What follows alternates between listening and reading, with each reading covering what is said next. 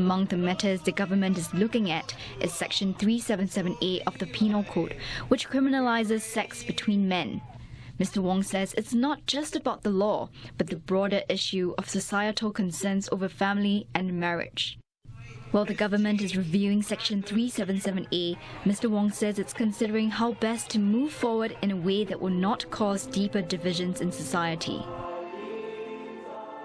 Another issue with foreign companies, which Nancy Pelosi did bring up, is Singapore's Section 377A, which is the one which criminalises sex between men. When is that rule going to go? Well, that's something for Singapore and for Singaporeans to decide. It's something that we have been discussing. It's one of those issues that has to be managed and dealt with carefully, sensitively, because it pertains to our social values and norms.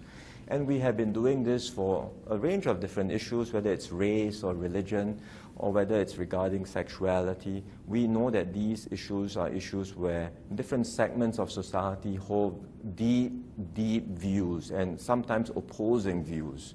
And our way of addressing these sorts of issues is really to engage the different groups and see if we can work out some common understanding, some way of having mutual accommodation and compromise without causing deep polarisations and divisions in our society, or deeper polarisations and divisions. So that's a process that we are undertaking right now. But all the same, you personally, you're a modern man. You've studied abroad. You've studied at Harvard. You're cosmopolitan. It must be very embarrassing having a law like that when you're trying to bring people to come to Singapore. Sure.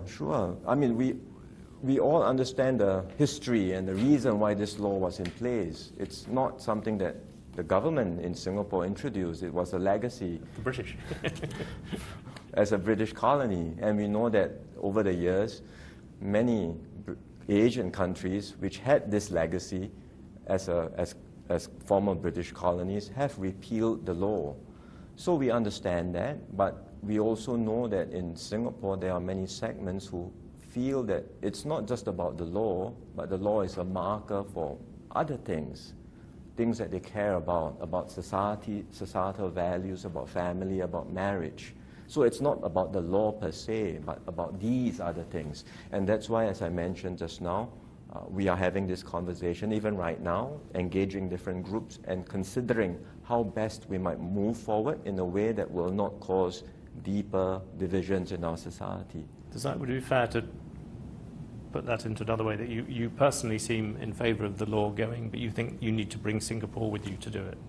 Well, we will explain all that in due course. Like as I said just now, it's a live issue for us because we are in the midst of discussing and engaging different different segments of society on this, which I know comes up a lot again with foreign companies, but also anybody trying to hire people into Singapore. It's this point about visas for same-sex spouses. So if somebody's married to someone legally, in most of the world, or a lot of the world, they can't then, that spouse then can't come to Singapore under the same visa. Which Hong Kong does. That's an area where Hong Kong is more progressive than you are. Can you give any reassurances on that being changed? We have seen some of that feedback for people who have faced difficulties with partners. I think we have been able to deal with some of that on a case-by-case basis. But the broader issue, as I mentioned just now, and that's why the feedback you mentioned is an example of this. The broader issue is not about 377A.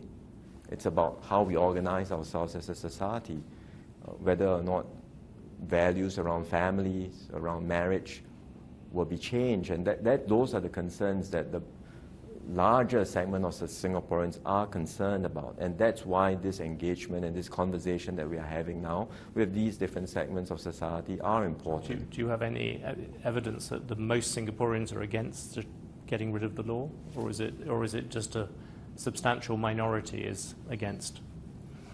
As I highlighted, two issues, separate but sometimes conflated in people's minds.